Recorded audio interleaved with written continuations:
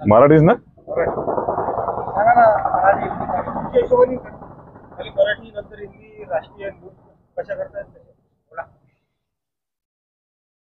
जय शिवराय, जय भीम।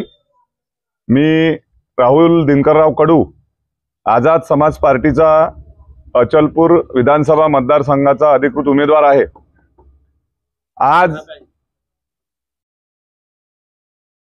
आपणांसमोर या पत्रकार परिषदेद्वारे मी अचलपूर विधानसभा मतदारसंघाचा उमेदवार म्हणून काही गोष्टी जनतेपर्यंत पोहोचवण्यासाठी आणि काही गोष्टींचे खुलासे करण्यासाठी ही पत्रकार परिषदेचं मी आयोजन केलेलं आहे। आणि मी सर्वप्रथम आपल्या माध्यमातून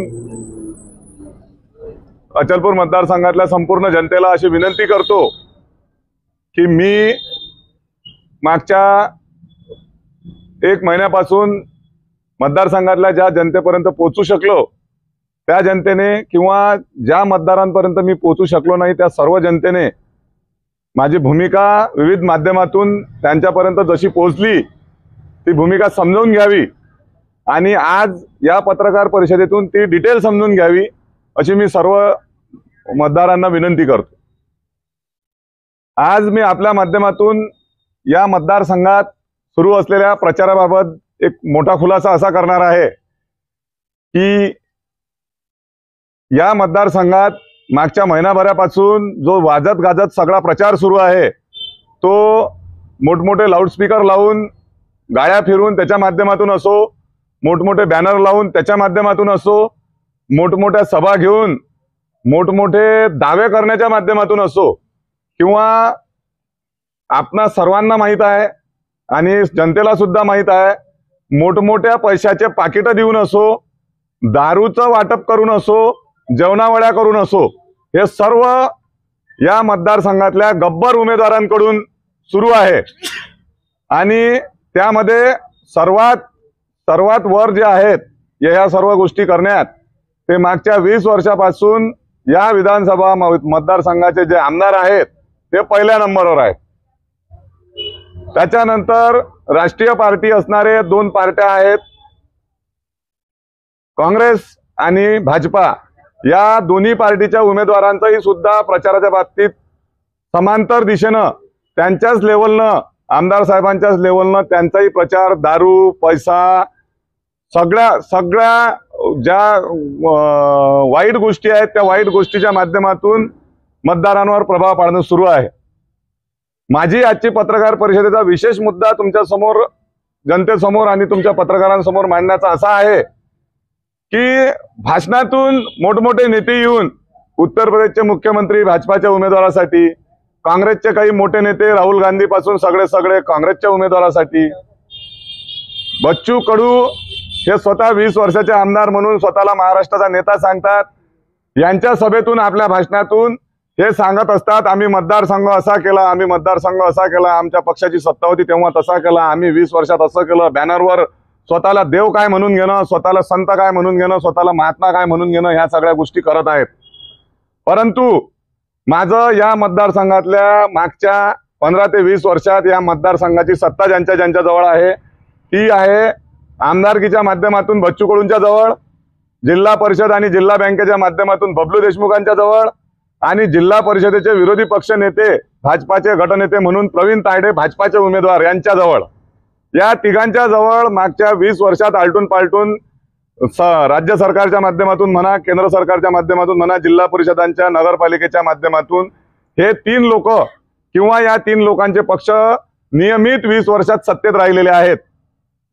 जर हे लोक दावा करतात की मतदारसंघ चकाचक आहे, मतदारसंघ चांगला आहे, तर माझा दावा सर्वात मोठा आणि पहिला दावा, या अचलपूर मतदारसंघात 309 बूथ आहेत। या 309 बूथच्या मतदारसंघात जवळपास 309 दारूचे 2 नंबरचे धंदे आहेत। हे मी जबाबदारीने बोलत आहे। हा गृह यंत्रणेला सुद्धा माझा आव्हान आहे की मी खोटं बोलत असन तर गृह यंत्रणेनं उद्या येऊन गृह यंत्रणेनं हे सगळ्यांच्या समोर पत्रकार परिषद घेऊन सांगावं की राहुल कडूची माहिती चुकीची आहे आणि आमच्या या मतदारसंघाच्या क्षेत्रात एकही 2 नंबरचं दारूचं दुकान चालत नाही। त्याच्यानंतर या मतदारसंघात या मतदारसंघाचं जे सर्वात मोठं शहर आहे अचलपूर परतवाडा, हे अचलपूर परतवाडा आपल्या विदर्भाचं गांजा विक्रीचं हब आहे। जर मतदारसंघातले हे 3 नेते एवढे ताकदवर आहेत आणि जनतेच्या हिताचे कामं करतात, तर इथं ह्या मतदारसंघातलं हे शहर गांजाचं हब कसं आहे? या मतदारसंघातल्या दोन्ही शहरात आणि प्रत्येक गावागावात 309 बूथ असणाऱ्या प्रत्येक गावागावात प्रत्येक खेड्यात वरलीचा धंदा चालतो, ज्याची महाराष्ट्र शासनाकडून परवानगी नाही। ज्या वरली या गेमवर, वरली या खेळावर महाराष्ट्र शासनाची बंदी आहे। त्याच्यानंतर 309 बूथ मध्ये सर्वच ठिकाणावर जुगाराचे धंदे चालतात। हे सर्व 2 नंबरचे धंदे चालत असताना मी माझ्या प्रचारात कित्येक पालकांना विचारलं की तुमचा मुलगा उद्या दारू पिला पाहिजे काय, तुमचा मुलगा उद्या वरली खेळला पाहिजे काय, तुमचा मुलगा उद्या जुगार खेळला पाहिजे काय, गांजा पिला पाहिजे काय? तर एकाही पालकाचं उत्तर हो असं आलं नाही। जर एकाही पालकाचं, एकाही मायबापाचं उत्तर स्वतःच्या मुलासाठी हो असं येत नाही, हे सर्व चुकीचं आहे असं सगळी जनता म्हणते, तर हे 3 एवढे मोठ्या मोठ्या पक्षाचे आणि एवढे जबाबदार आणि स्वतःला एवढं मोठं सांगणारे जे उमेदवार आहेत, या उमेदवारांची सत्ता या 20 वर्षात आलटून पालटून असताना बच्चू कडू, बबलू देशमुख आणि प्रवीण तायडे या तिघांची आणि या तिघांच्या पक्षांचीच सत्ता अचलपूर मतदारसंघात मागच्या 20 वर्षात आलटून पालटून आहे। ही सत्ता असताना ह्या सगळ्या गोष्टी, हे सगळे 2 नंबरचे धंदे या अचलपूर मतदारसंघात कसे काय चालतात? आणि हे जर चालत असतील तर त्यांनी ते कबूल करून नैतिक जबाबदारी स्वीकारून उद्या किंवा आज निवडणुकीतून माघार घ्यावी, आणि माघार घेत नसतील तर कबूल करावं की आम्ही या 2 नंबरच्या सगळ्या धंद्यांचे पालक आहोत। यांच्या आशीर्वादानेच हे 2 नंबरचे धंदे चालतात असा माझा पत्रकार परिषदेच्या माध्यमातून तुमच्या समोर सर्व जनतेसमोर दावा आहे। जर यांच्या आशीर्वादाने चालत नसेल तर यांनी समोर येऊन उद्या पत्रकार परिषदेतून बोलून दाखवावं इलेक्शनच्या अगोदरच्या दिवशी। त्याचप्रमाणे मी हा फक्त आरोप करून थांबणार नाही, तर माझं पुढचं तुमच्या माध्यमातून संपूर्ण अचलपूर मतदारसंघाच्या जनतेला असंही आव्हान आहे की मला जर अचलपूर मतदारसंघातल्या जनतेनं परवा 20 तारखेला भरघोस मतं देऊन जर निवडून दिला आणि मी आमदार झालो, तर हे सगळे काळे धंदे जे आहेत, हे जे जनतेच्या गळ्यात एक गळफास म्हणून आलेले सगळे 2 नंबरचे धंदे आहेत, त्याच्यात दारू असो, गांजाची विक्री असो, वरलीचे धंदे असो, जुगाराचे अड्डे असो किंवा इतरही कोणते ऑनलाईनचे आणि रमी सर्कल सारखे सगळे जे तुमचे संसार बर्बाद करणारे आणि आपलं आयुष्य बर्बाद करणारे, आपल्याला आर्थिकरित्या बर्बाद करणारे जे सगळे धंदे आहेत, मी जर अचलपूर मतदारसंघाचा आमदार झालो जनतेच्या आशीर्वादानं, तर हे सर्व 2 नंबरचे धंदे मी बंद करून दाखवील असं मी आपल्या माध्यमातून संपूर्ण अचलपूर मतदारसंघाच्या जनतेला आश्वासन आणि ग्वाही देऊ इच्छितो। त्याचप्रमाणे शिक्षण, आरोग्य, रोजगार आणि शेती या सर्व जे क्षेत्र आहेत, या शिक्षण, आरोग्य, रोजगार आणि शेतीच्या माध्यमातल्या ज्या संस्था आहेत, त्या सगळ्या संस्था मागच्या 25 वर्षात मोडकळीला आल्या आहेत आणि हे 3 जण मालक म्हणून बसलेले आहेत। हे मी पुन्हा पुन्हा सांगत आहे, या तिघांच्याच पक्षाची सत्ता आहे। फॉरेस्ट डेपो नावाची मोठी संस्था आपल्या इथं काम करत होती, त्या फॉरेस्ट डेपो मध्ये 2000च्या वर लोक काम करत होते। 2000च्या वर लोक जेव्हा फॉरेस्ट डेपो मध्ये काम करत होते, तो फॉरेस्ट डेपो बंद करण्यात आला। फिनले मिल तुमच्या आमच्या सगळ्याच्या नजरेसमोर बंद झाली, तेव्हा इतर रोजगाराचे कोणतेही नवीन उद्योग सुरू झाले नाहीत। शाळांच्या सर्व शासकीय शाळा मोडकळीस झाल्या। नवीन कोणतीही शाळा, कोणतंही उच्च महाविद्यालय किंवा पोस्ट ग्रॅज्युएशनचं कोणतंही कॉलेज आपल्या मतदारसंघात मागच्या 25 वर्षात आलं नाही। या मतदारसंघात मुस्लिम मतदारांची संख्या ही लक्षणीय आहे। या मतदारसंघात जवळपास संपूर्ण मतदारसंख्येच्या 25%, 20 ते 25% मुस्लिम मतदारांची संख्या असताना एकही सिनियर कॉलेज, उर्दू भाषिक सिनियर कॉलेज या मतदारसंघात मागच्या 25-50 वर्षात आलं नाही। इंग्रजी भाषेचं कोणतं सिनियर कॉलेज या मतदारसंघात आलं नाही, आणि इंजिनिअरिंग मेडिकल तर सोडाच, पण साधं आर्ट्स कॉमर्सचंही उच्च शिक्षणाचं जे महाविद्यालय आहे ते शासकीय महाविद्यालय या मतदारसंघात आलं नाही. तर हे तीन लोक या मतदारसंघातल्या जनतेला आबाद करण्यासाठी काम करत आहेत की बर्बाद करण्यासाठी काम करत आहे, हा विचार जनतेनं करावा. आणि हा विचार करूनच या तिघांना मतदान करायचं आहे की मला मतदान करायचं आहे, किंवा अजूनही कोणी 22 उमेदवारापैकी कोण या विषयावर चांगलं काम करू शकते, हेच खरे जनतेचे मुद्दे आहेत असं मी मानतो. आणि त्यामुळे याच मुद्द्यांवर जनतेनं मतदान केलं पाहिजे असं मी सर्व आपल्या माध्यमातून आवाहन करतो. मी जर आमदार झालो जनतेच्या आशीर्वादानं, तर माझ्या मुलाच्या भविष्याची, ज्याप्रमाणे मी स्वतःच्या मुलाच्या मुलीच्या भविष्याची काळजी घेत आहे, त्याचप्रमाणे मी मतदारसंघातल्या प्रत्येक मुला मुलीच्या भविष्याची काळजी घेईल, अशी आपल्या सर्वांच्या माध्यमातून मी अचलपूर मतदारसंघातल्या जनतेला आज ग्वाही देतो. तुम्ही बोलताना एक गोष्ट नक्की किंवा सारायचं बॅनर भोगे लागलाय, हे तर निवडणूक आयोगापर्यंत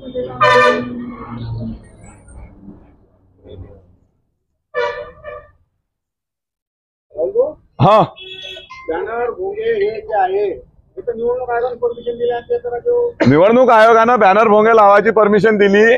निवडणूक आयोग बॅनर भोंग्याचं साईज तपासते, बॅनर भोंग्याची किंमत तपासते, बॅनरवर लिहिलेलं आणि भोंग्यातून बोलल्या गेलेल्याची नैतिकता तपासत नाही.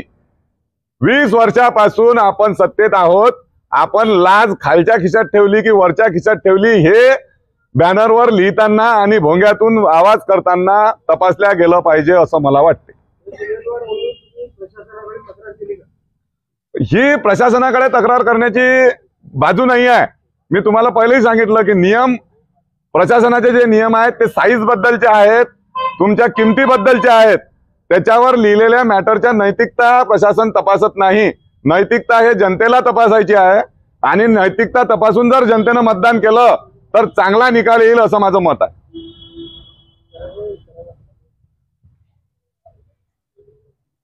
माध्यमावर सोशल मीडियावरची चर्चा आहे किंवा जातीय विभाजन करण्यासाठी राहुल कडू यांना आउटर फंडिंग म्हणून राहुल कडू एका राष्ट्रीय पक्षावर निवडणूक लढत आहेत. यात तुमची भूमिका आहे कसं जातीय समीकरणाला खेळ देण्यासाठी राहुल कडू यांना उमेदवारी दिली आहे अशा प्रकारे. नाही, हा प्रश्न मला समजला नाही. जातीय समीकरणाला मी कशी कलाटणी देऊ शकतो हा प्रश्नच मला समजला नाही. तुम्ही थोडं स्पष्ट जर प्रश्न विचारला तर बरं होईल. जातीय समीकरण ज्या जातीच्या भरोशावर ज्या निवडणुका लढल्या जातात त्या जाती त्या समीकरणाले त्याचं मत फोडफाड करण्यासाठी तुम्हाला उमेदवारी दिल्या गेली अशा प्रकारची चर्चा होत आहे. मी आज तुमच्या समोर जे सगळे मुद्दे मांडले त्या मुद्द्यात तुम्हाला कुठेही जर जातीय समीकरणाचा वास येत असेल तर तुम्ही माझ्यावर हा आरोप खरा आहे असं म्हणू शकता. मी जे सगळे मुद्दे मांडले ते सगळे विकासाचे आणि 20 वर्षात मतदारसंघाला अधोगतीकडे ज्यांनी नेलं त्यांच्या विरोधात मांडलेले मुद्दे आहेत, आणि ह्या अधोगती थांबून या मतदारसंघाला उच्च पातळीवर कसं नेता येईल त्याच्याबद्दलचे मी सगळे मुद्दे मांडले. मी जातीचं कुठं नावही घेतलेलं नाही. राहुल भाऊ, तुम्ही दारूचा उल्लेख केलेला आहे. दारूच्या दुकाना ह्या शासनाच्या आहेत, आणि शासनाच्या दुकाना तुम्ही निवडणूक जिंकले आणि आपले आमदार झाले त्याच्यानंतर काय शासनाच्या विरोधात तुम्ही दारूच्या दुकाना बंद कराल? इनसे संबंधित मेरा प्रश्न है, दोनों एक में हो जाएंगे. आपने कहा कि परतवाड़ा अचलपुर के अंदर में गांजा बिकता, 309 जगह के ऊपर में अवैध दारू के धंधे चल रहे हैं, और एक फॉरेस्ट का मुद्दा आपने बोला कि फॉरेस्ट के अंदर में काम मिलता था लोगों को, बंद हो गया. अवैध सागवान की भी तस्करी हो रही.